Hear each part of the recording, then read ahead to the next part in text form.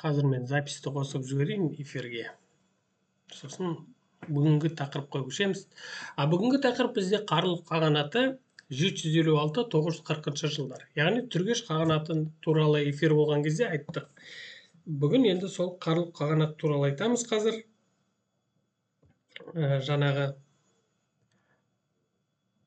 Қазір бір мен техникалық ақаулар болып жатыр, соларды дұрыстап жіберейін.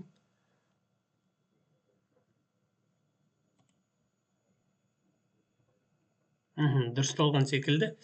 Олай болса, жалғастырайық. Қарлұқ қағанаты 756-940 жылдар. Бүгін тақырыпта қарастырамыз.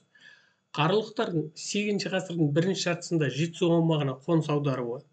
Неліктен олар қоныс аударды? Қарлұқ мемлекетінің құрылуы мен өзіндік ерекшеліктері.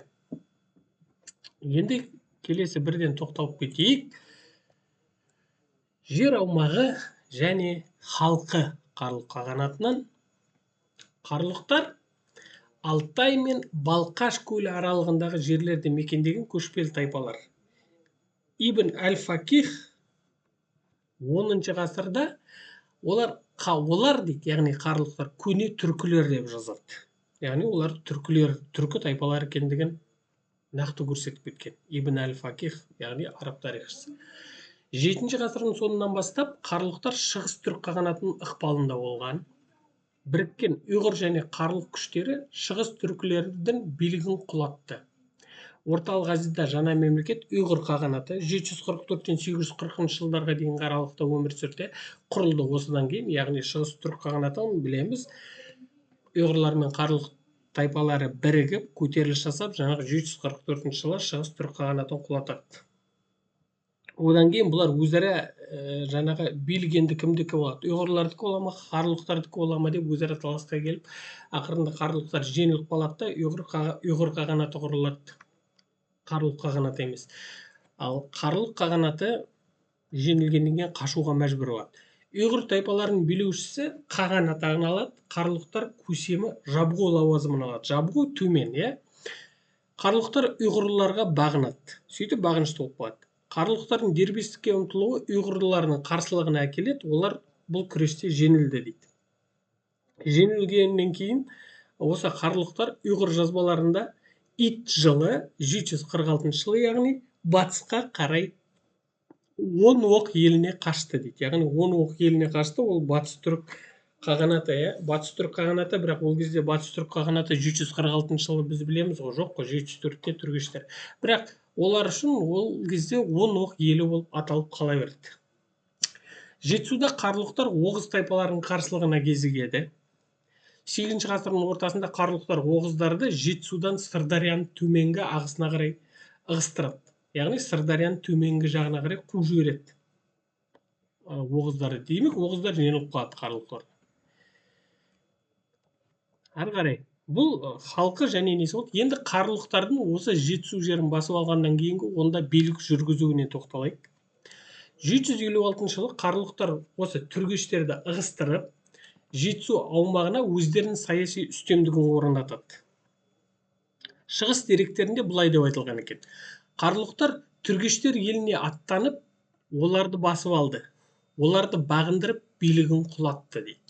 Яғни бұл жерден біз көре аламыз, түргештердің еліне келгеннен кейін оларды басып алды, жаңағы оларды бағындырып, билігін құлатты дейді. Бұл жерде не айтып тұр? Жаңағы Атлақ шайқасы болған кезде біз білеміз, түргештер мүлдем әлсіреп қалған кезде, мана айтып кеттік бірінші тақырыпта түргештер туралы. Атлақ шайқасынан кейін Қарлұқтар Тарбағатай мен Алтайдан Жетісуға көшіп келді деп айтқан болатын. Сол кезде олар міне шығыс деректерімен осы сәйкес келіп тұр. Яғни Қарлұқтар түргештер еліне аттанып, оларды басып алды, оларды бағындырып, билігін құлатты дейді. Яғни 756 жыл туралы айтылып тұр бұл жерде. 756 жылы Қарлұқтар ерте феодалдық мемлекет құрады осы жерде, және ордасы Суяб қаласы.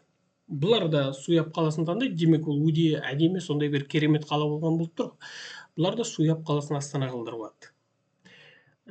Негізі екіншіден бүкіл билік жүйесі барлығы сорада әкімшілік, жаңағы басқару жүйесі барлығы Суябта қалыптасып қалды, сондықтан да астана қылдырып алады, екінші жағынан.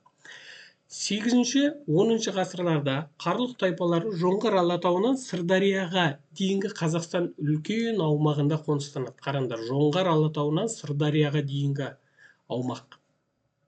Бұл тек 8-10 ғасырда қарлұқ тайпаларын қоныстанған жер. 10 ғасырдағы араб дерегінде қарлұқтардың жерін батыстан шығысқа дейін жүріп өту үшін 30 күн қажет дейді. Яғни батыстан шығысқа қарай жүріп өту үшін 1 ай жүру керексің қарлұқтардың жерімен. Яғни бұл соншалықты енді үлкендігін көрсетіп олжады. Келесі, мемлекеттік құрылымы. Қарлұқтардың мемлекеттік құрылымы қандай болды? Жетісу мен оңтүстік Қазақстанның көптеген тайпалары қарлұқтар көсемінің қол астына қарады. Қарлұқ қағанатында басқарудың әскери әкімшілік жүйесі орнығады. Мемлекет басында жабғу болғанымен, олардың билігі әлсіз болды. Саяси әлеуметтік құрылымы жағынан феодалдық мемлекет болып саналады. Қарлұқтарда жеке меншік болды. Сонымен қатар тайпа ақсүйектерінің мұрагерлік басымдықтары болды. Бұл орталық билікті нығайтпады дейді. Демек, неге бұл жерде жабғудың билігі әлсіз дейді? Өйткені ақсүйектердің билігі мықты болған оларда. Олар жаңағы мұрагерлік басымдықтары болды деген, өз баласына мұрагерлік жолмен өзінің жерін, мүлкін тастап кете алады дегенді білдіреді. Демек, оны жабғу бере алмайды. Яғни, егер саған жабғу ештеңе бермесе, сен ол жабғуға оншалықты бағынбайсың да. Ол тек номиналды түрде аты болады, жабғу басшы деген. Бірақ ол сені ешқалайда сен тағдырына ете алмайды. Өйткені сен қорықпайсың да. Мысалға, сен қарлұқтың бір қарлұқ ақсүйегін баласысың, сенде жер жоқ, бірақ сен білесің, ертең әкең қайтыс болғаннан кейін оның жері, мүлкі барлығы саған келеді, онда жабғудың саған не керегі бар деген сияқты. Бұл орталық билікті сөйтіп нығайтқан жоқ. Араб және парсы деректерінде 9-10 ғасырларда қарлұқ бірлестігі көптеген ру тайпалық топтардан тұрған. Бірақ қарлұқтардың арасында жаңағы бұлақ дейтін тайпа жаңағы жетекші саналған. Яғни түркілерде біз білеміз де, Ашина тайпасы жетекші болса, қарлұқтарда бұлақ тайпасы жетекші болған. Халықтың негізгі бөлігін қатардағы қауым мүшелері ең төменгі құқығы жоқ топты құлдар құраған. Көшпелі тайпаларды басқарушы ақсүйек қауымы тек жайылымға ғана емес, қалаларға да иелік еткен. Яғни ақсүйектер тек жайылымдық жерлерді иемденбеген, сонымен қатар кейбір қалаларды да басқаратын болған. Бұл қараңдарда ақсүйектердің қолында қаншалықты билік және ықпал болғандығын білдіреді. Деректерге сәйкес қарлұқтар еліндегі 25 қала мен қоныстың көпшілігі Ұлы Жібек жолы бойында орналасқан дейді. Енді 25 қала, Ұлы Жібек жолы бойы деген ол қалалардың бай болғандығын білдіреді. Өйткені сауда барлығы сол жерде жүреді. 840 жылы Енесей қырғыздары қарлұқтардың қолдауымен ұйғыр қағанатын құлатады. Яғни бұл жерде өздері кезінде қашып, жеңіліп қалған ұйғыр қағанатын жеңуге 840 жылы Енесей қырғыздарына қарлұқтар көмектескен. Бұл жағдайда қарлұқ жабғуы пайдаланып, ұйғыр қағанатын бағындырды.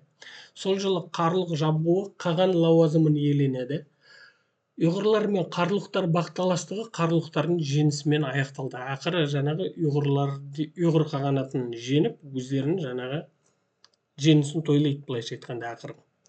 Қазақстан аумағында қарлұқ кезеңінде, яғни қарлұқ кезеңі бізде 8-10 ғасырлар жергілікті тұрғындарды түркілендіру үрдісі белсенді жүреді. Жаңа түркілене бастайды бүкіл жер. Ары қарай келесі. Бұл мемлекеттік құрылымы туралы айттық. Енді келесі ары қарай. Арабтармен күрес. Әрине, бұлсыз қайда барамыз? Арабтармен күрес. Арабтар үшін Жетісудың стратегиялық, сауда-экономикалық мәні зор қалаларының маңызы ерекше болды. Сондықтан олар Жетісу өңіріне жиі жорық жасайды. 9 ғасырдың 20 жылдары, яғни 820 жылдарда Орталық Азияда Саманилер әулетінің билігі орнайды. 840 жылы Саманилер түркілерге қарсы қасиетті соғыс жариялайды. Яғни қасиетті соғыс ғазауат дейді, ғазауат соғысы дейді. Былайша айтқанда джихадтың бір түрі сол, джихад соғысы, кәпірлерге қарсы деген секілді. Сөйтіп Испиджаб қаласын басып алады. бұл қала оңтүстік Қазақстанда исламды таратудың орталығына айналады. Яғни ол қаланы басып алды, сонdan өзін исламды тарату үшін жаңағыдай миссионерлар дайындайды, суфистерді дайындайды. Жаңағы ол осы жерден түркілердің арасында исламды, яғни мәдени, діни жағынан жаулап алу бастады. 9 ғасырдың соңында саманилер Таразды және оның маңындағы қалаларды басып алып, тұрғындарын исламға қаратады. Араб басқыншылығы нәтижесінде қағанат әлсірейді, ал Қарлұқ қағанатына үлкен қауіп Қашқар жерінен келеді. Яғни Қашқария жерінен келеді.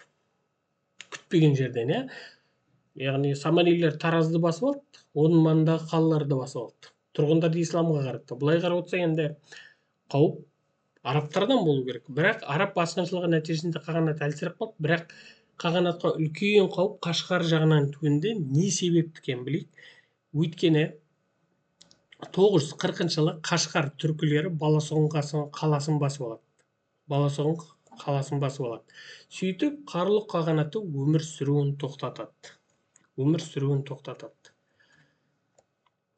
Өйткені Жетісуда билік жаңа әулеттердің қолына өтеді, ол бізде қарахандықтарға өтеді.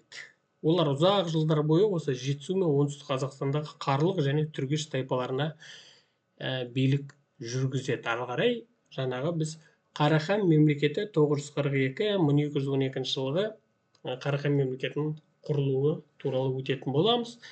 Бүгін бұл бізде Қарлұқ қағанаты туралы болды. Сұрақтарыңыз болса, комментарийға жазып қалдыруларыңыз ұнайды. Қосымша айтам дейтіндерім болса да, барлығымыз осы Қазақстан тарихын дұрыс білуге тырысайық. Жақсы сау болыңыздар.